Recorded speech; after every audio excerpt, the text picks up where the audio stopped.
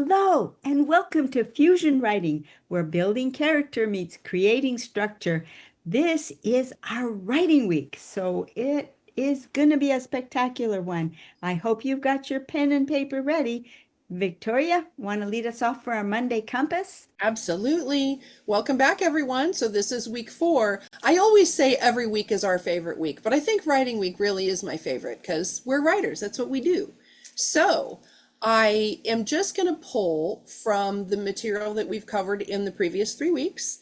And when we get to the map tomorrow, I'm going to walk you through a couple of exercises to use those things that we've been talking about. I often tell you, get that stuff on the page because it won't stay in your head. So in tomorrow's assignment, we're going to work on getting everything on the page. So, Kathleen? All right. Mine's somewhat similar. If you've joined Fusion Writing Group over at LiLLiPub.org, then you've been getting weekly writing prompts at the Circle for Character Traits. And so this next time, you will have a leg up on the writing assignment when we get over to our map tomorrow, because we're going to start pulling some of those writing assignments together and see if we can make a story arc out of them. So come on back tomorrow for the writing week assignment. See you then. Bye-bye.